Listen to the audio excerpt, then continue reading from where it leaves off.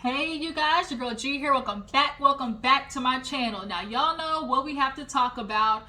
Love and Marriage Huntsville. Y'all know on Saturdays it is Carlos King night, okay? We have Love and Marriage Huntsville, Love and Marriage DC, and then we have the nightcap. I guess this was the finale of the nightcap, so they couldn't have no other than Wanda J. Blige. And of course add Marceau to the mix. Marceau and Wanda unfortunately are like the negative yin to the yang. Like you can't really have one. They're like, you know what I compare them to? Tom and Jerry. It's like that love-hate relationship where you can't have one without the other. Jerry is not Jerry without Tom, chasing him basically. And so let's consider Marceau the Jerry, because Miss Wanda is Tom constantly trying to chase that ass and try to figure out, are you really out here doing the dirt on my daughter or not? Like everybody's constantly trying to chase Marceau into admitting all his faults, but we just know that ain't gonna happen. But until then, we're gonna talk about Love and Marriage Huntsville this episode, which was the mid-season finale. We're not gonna lie and act like this first part of Love and Marriage Huntsville, it was giving real B-. Everybody's kind of saying the same thing, like it's kind of giving just a little yeah. It's just kind of like But I guess because of the second part, they gotta like ease us into it. But it's just kind of like we really did kind of do repetitive episodes. It almost felt like, in a way, it almost felt like the episodes were just really repetitive, and like we can only talk about the same thing but so much, if you get what I'm saying. But nonetheless, you guys, let's go ahead and get into the episode. Mid-season finale. It really wasn't a lot, this episode, but there's enough to talk about.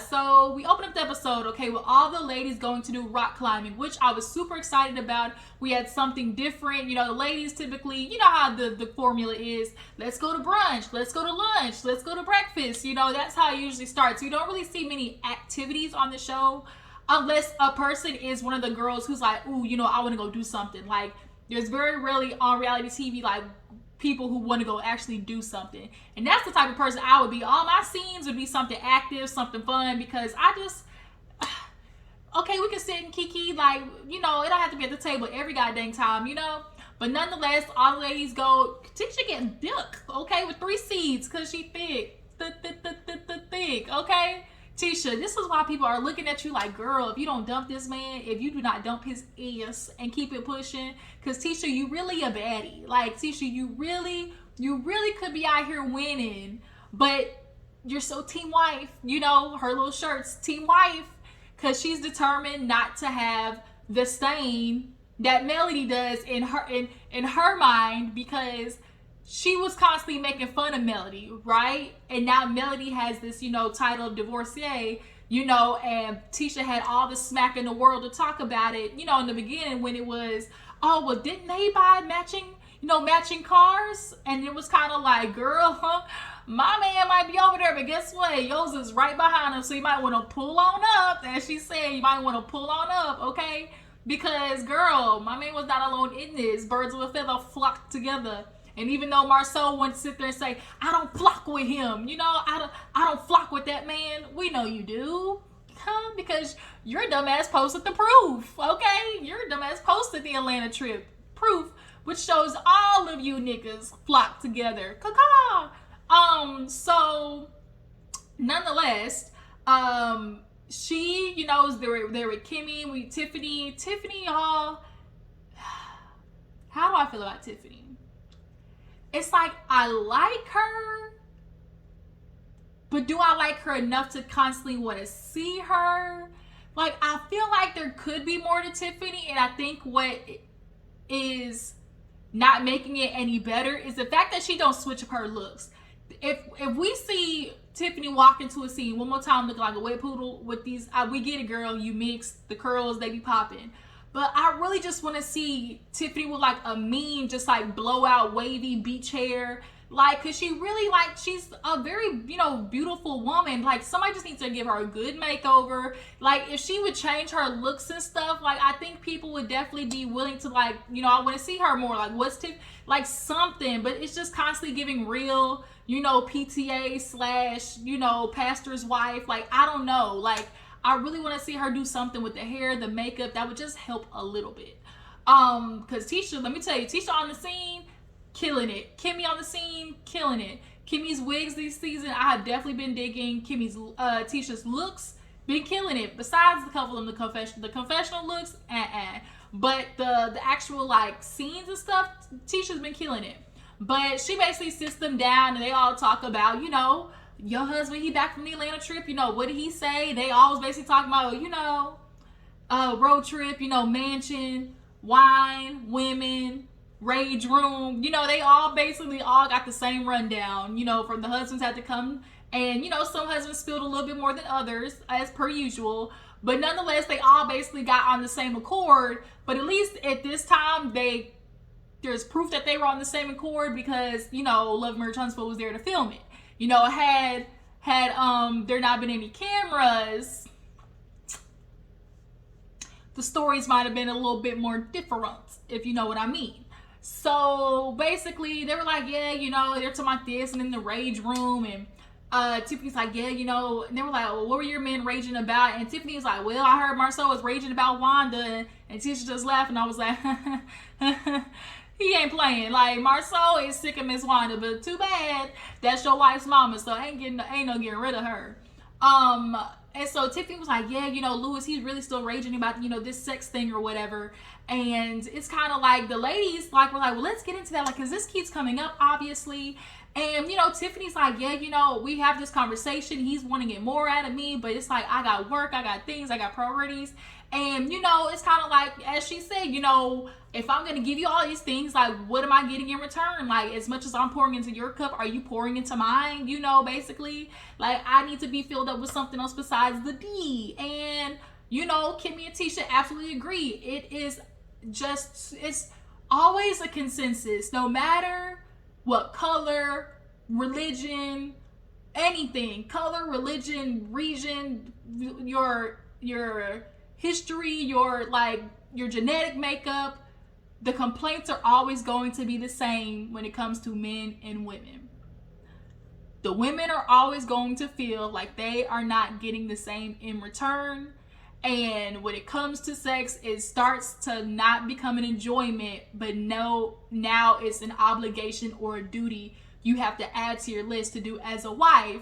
Because, you know, society says, what one woman won't do, another one will, you know. And so it's unfortunate. We really saw an example of it with Maurice and Kimmi. You know, later on in the episode, which Maurice, I'm going to get into your ass because that was disgusting what he did. That was pure, like, I just felt a burning in my stomach. That was just like, it wasn't my IBS, but, you know, the IBS be kicking in. But at that moment, no, that was just pure anger, okay? That was intestinal issues. That, like, actually, he made my IBS flare up. Maybe that's what it was. Just, like, my emotions. And Maurice is just like, I really want you to kick rocks in open-toe shoes. Like, you and your no teeth having ass brother, I need y'all out my face with this. But nonetheless, you know, Tiffany was basically speaking what most women say, which is like, I can't just, you know, hop in the nigga and do a full split, you know, when you come in from work because you want it right now. Like, that's not how it works for women. We constantly sitting here having the argument of like, you know, men are like microwaves, women are like ovens. Like, y'all don't want to emote, like, stimulate nothing. But yet, you know, y'all want y'all's wives out here like DJ Envy wives sitting here faking it for 10 years for him to only be out there cheating with what he like to call a bird. DJ Envy called Erica Mena a bird, and Martell called, you know, Coleslaw a peasant. So, you know, y'all be out there doing y'all's little thing, getting y'all little rocks off, but yet I'm at home, not only dissatisfied, not getting no attention, and you cheat on me at the same time, and I ain't getting none.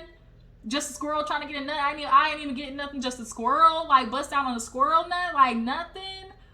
Wow, you niggas is crazy. And y'all want women to submit to that. That's another conversation. Oh, Cam Newton's girlfriend, girl, you set the internet ablaze with that old submissive BS.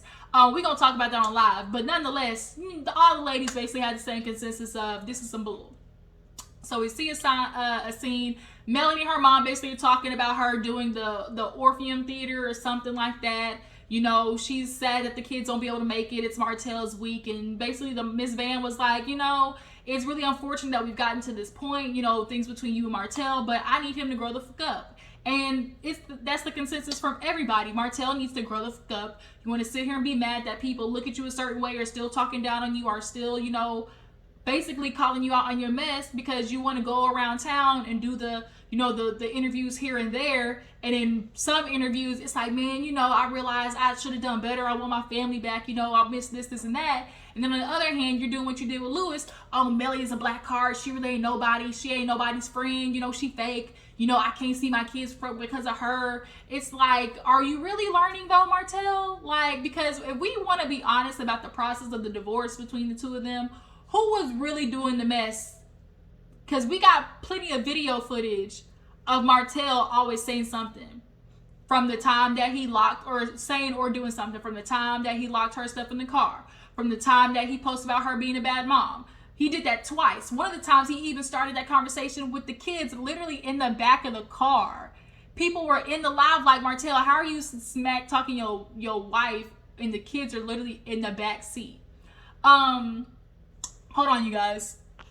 All right, y'all. Sorry, I'm back. Had to handle a quick call. But basically what I was saying was essentially, we've had too many examples of Martell being messy with Melody. Like, he has not grown up, not one bit. He wants to go around town talking mess one minute, then on the other side of his neck he wants to be like, oh, boo-hoo, cry me a river, I wish that, had I known this was what my life would have turned out, had God would have shown me this is what I would have done, I definitely would have changed stuff. He let it slip later on in the episode about how he missed being married, how I miss my marriage. Yeah, you let it slip, but you tried to catch yourself, but no, you already let it out, Martell. Go ahead and say it. Just say you miss your wife, you miss your family, you miss what you fucked up, point blank period.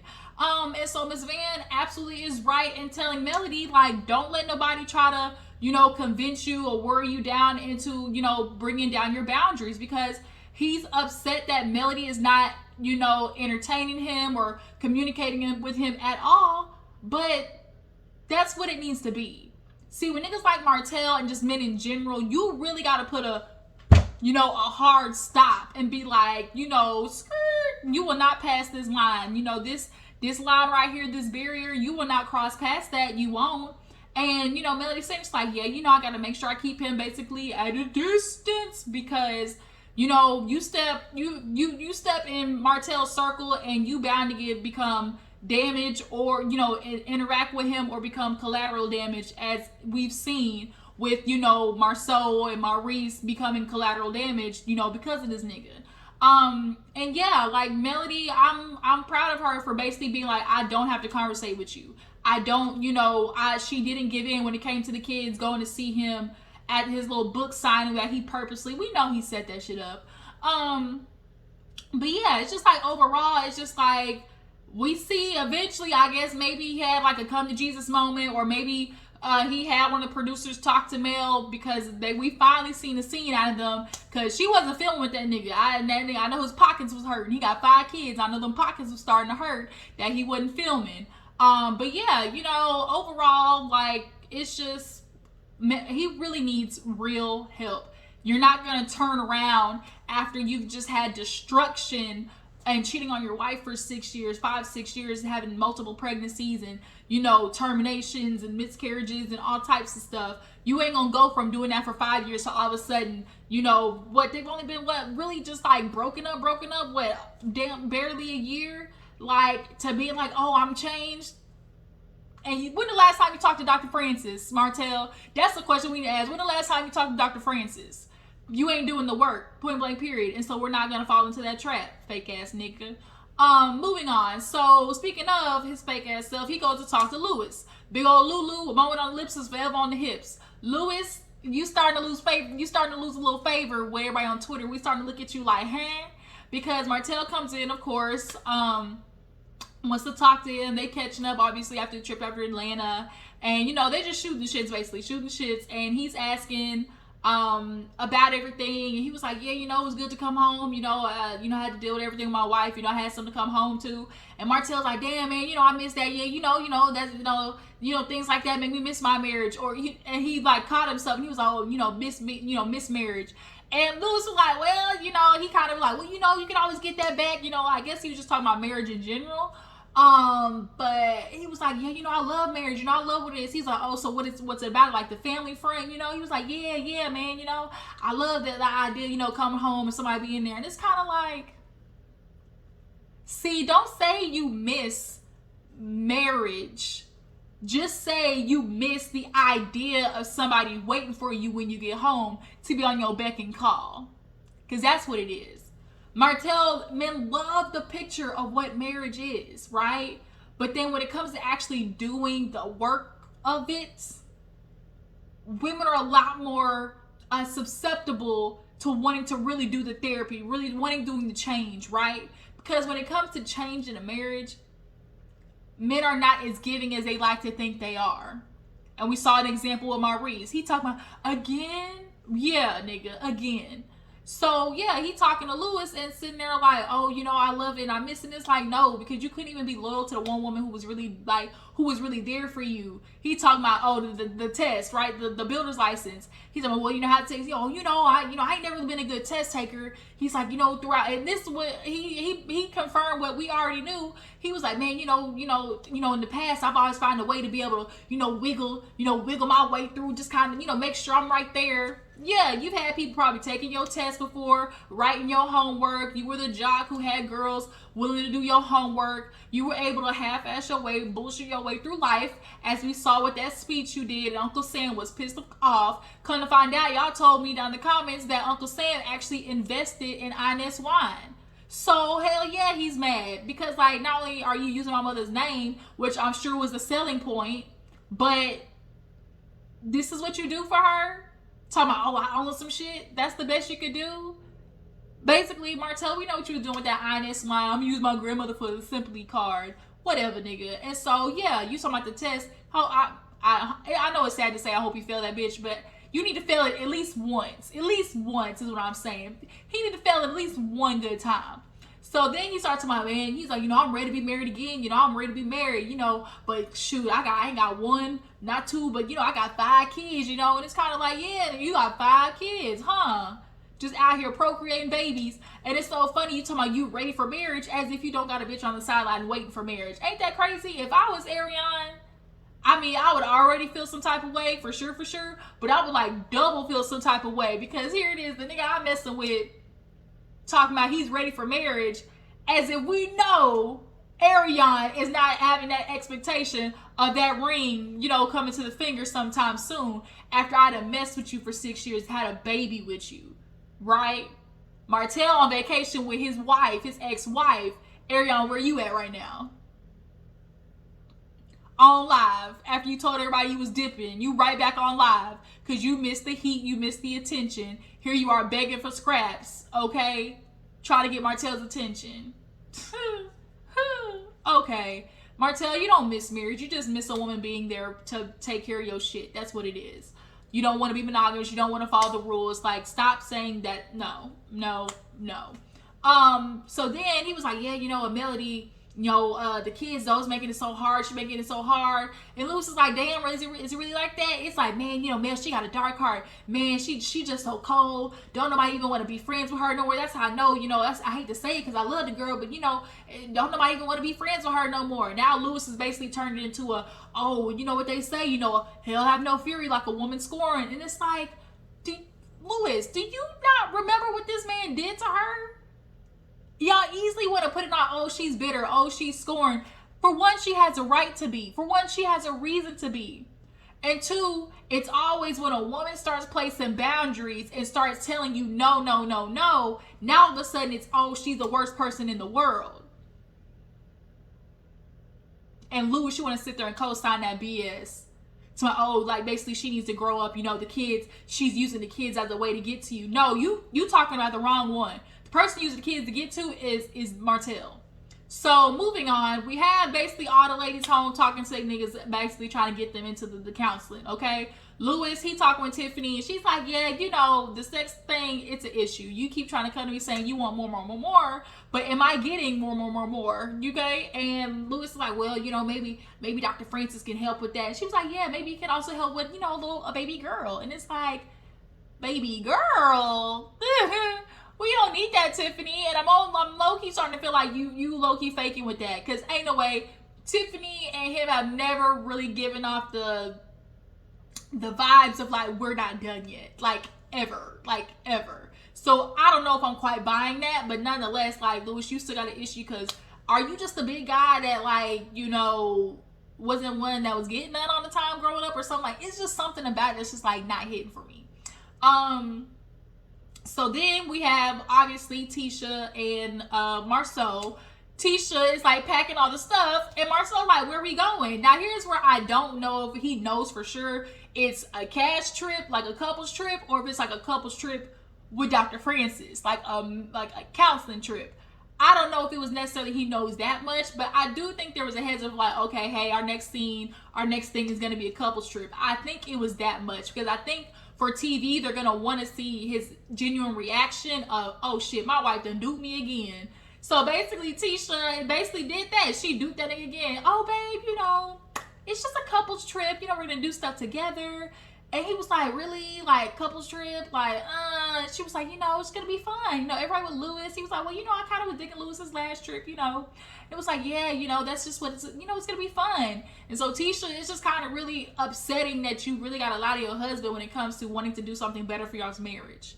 Like, you want to be able to improve and see where y'all can be better, and then he doesn't. Like, he does it because he knows the onus of the changing needs to be on him. And he don't want to hear that. He don't want to hear that. Maurice and Marceau are, they brothers, all right. They Scots, and they are just evil and conniving and manipulative in different ways. That's just what it is. But Tisha basically hit Marceau with the, yeah, babe, it's going to be fun. It's going to be a couples trip. Just couple fun stuff, you know? And so Marceau basically is going along with it. But he joking at the end to my babe, I can watch the kids. I can watch the kids for you. Okay, shut up. Don't even remember your goddamn son's allergic to peanut butter. So we see Kimmi and Maurice, and this is where I got pissed the absolute fuck off, because he's like, we packing, and she's like, yeah, babe, you know, we're gonna do this trip with Tisha, you know, it's gonna be like a couples counseling trip. And he was like, really? Like, I thought we got through this.